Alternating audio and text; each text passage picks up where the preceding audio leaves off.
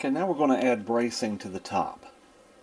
I'm going to place the side assembly over the back of the top, making sure that I get lined up with the center line.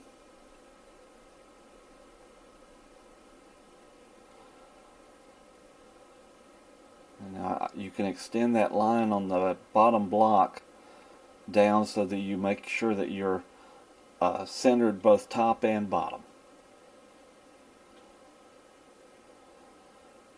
Now once I've got it aligned, I'm just going to outline the inside of that tone ring.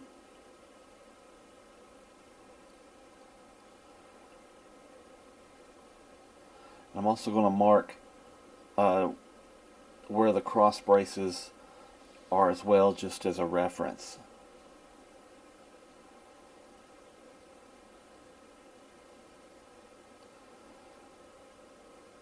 Now just to make it a little easier to see, I'm going to draw in the center line here where the bracing is going to go.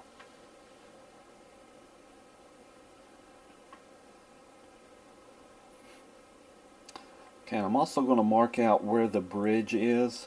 Just refer to the plans for the locations, and I'm going to mark where the top of those braces go. And then I'm going to take some pieces, this is some basswood that I'm going to use as my brace.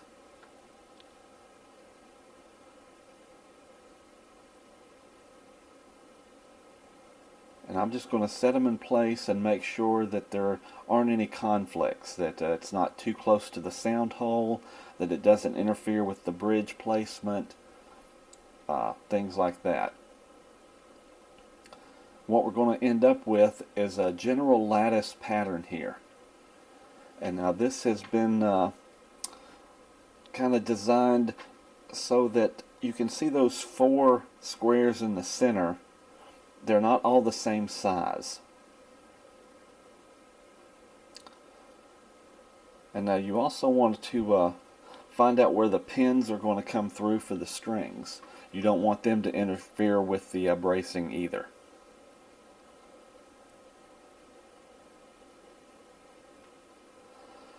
And now I'm just going to outline the bracing here. Again, refer to the plans for where the bracing connects at the top and the bottom. And then also make sure as you're laying this out that where the two braces cross is right over the center line.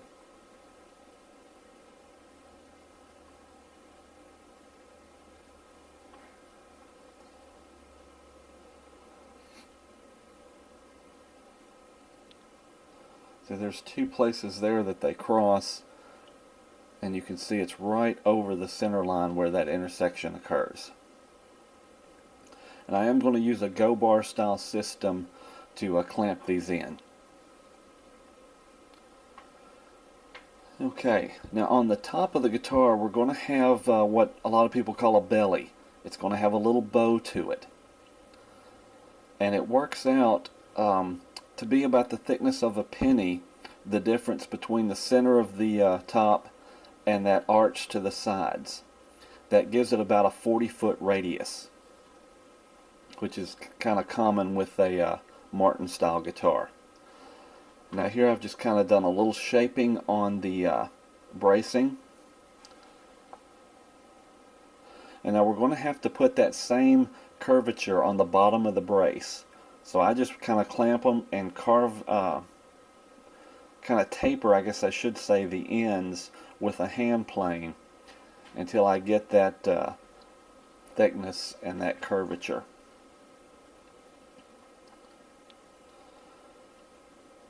And then just double check the fit on these and make sure that you've got that curvature to where it fits snug through the length of the brace. Now I'm going to glue them up with some epoxy. This is a resin and hardener. It's a 2-part epoxy.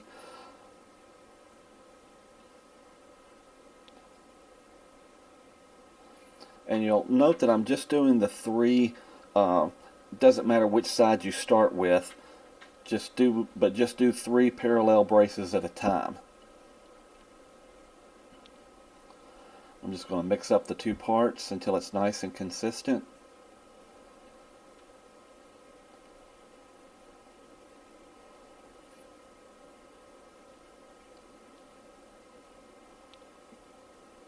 And then just get a good even coat over those surfaces. And then using the go-bar system and some dowel rods, I'm just going to clamp these in place. And make sure you get enough pressure that you get that bow in the top.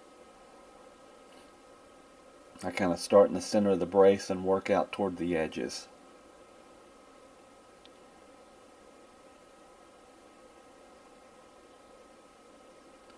And then just keep repeating this procedure with the other two braces.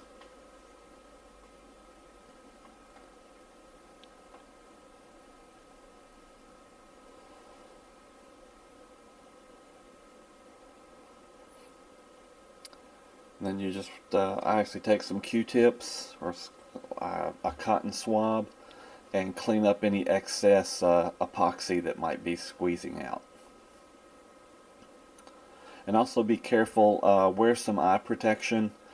If something were to happen, one of the go bars comes loose, a lot of them can kind of fly out randomly. Okay, now we're going to put the other three braces in, and we need to notch those, as you see here. Just kind of cut them to fit. And just make sure that they fit flush with the top.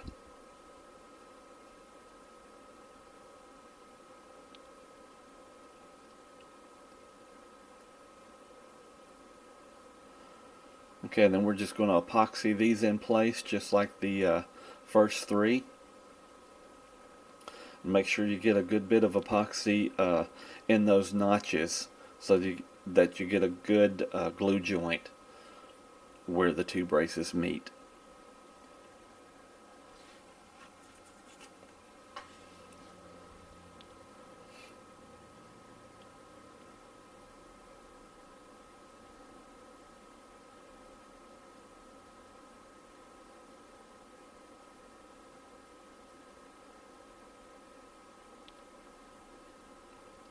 You should have a pretty snug fit between the braces.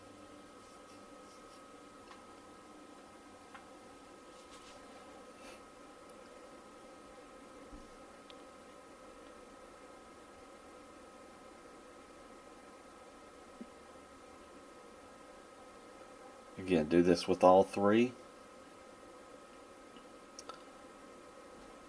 And then let it dry overnight.